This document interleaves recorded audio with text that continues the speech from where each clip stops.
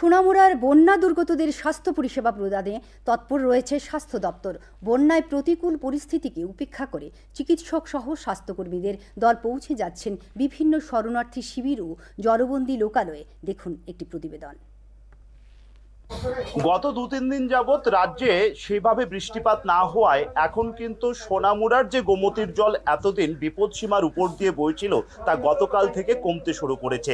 যদিও বহু মানুষের বাড়িঘরে এখনো রয়ে গেছে জল, তারা কিন্তু এখনো আশ্রয় নিয়ে রয়েছেন এই বিভিন্ন শরণার্থী শিবিরে।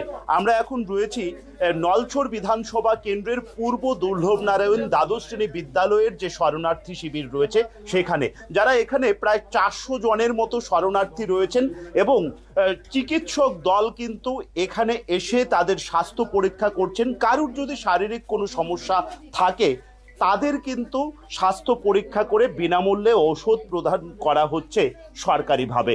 জল কমে যাওয়ার পরবর্তী সময়ে যে একটা সমস্যা হয়ে থাকে, যেটা ওয়াটার বর্ন ডিজিজ, যেমন কি ডায়রিয়া, টাইফয়েড, এগুলো নিয়ে আমরা চিন্তিত আছি এবং আমরা প্রত্যেকটা ক্যাম্পে গিয়েই ওষুধ দিচ্ছি। ওষুধ দেওয়ার সাথে সাথে আমরা এটা বলার চেষ্টা করছি যাতে জলটা ফুটিয়ে যায়। প্রিভেন্টিভ মেজারমেন্ট যা যা আছে ওগুলি ফলো করার জন্য আমরা বলছি।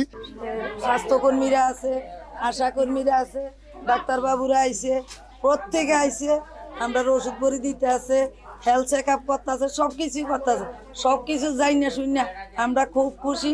সব সংস্থাকে আমরা ধন্যবাদ জানাই। যারা স্বাস্থ্যকর্মী রয়েছেন এবং চিকিৎসক রয়েছেন, যারা বিভিন্ন শরণার্থী শিবিরে গিয়ে সাধারণ মানুষকে অর্থাৎ আবাসিকদের চিকিৎসা পরিষেবা দিচ্ছেন, তাদেরকেও কিন্তু বহু প্রতিকূলতা কাটিয়ে সেই শিবিরগুলিতে পৌঁছাতে হচ্ছে। এখন দেখতে পাচ্ছেন নৌকা দিয়ে একটি চিকিৎসক দল কিন্তু শরণার্থী শিবিরে পৌঁছাচ্ছে।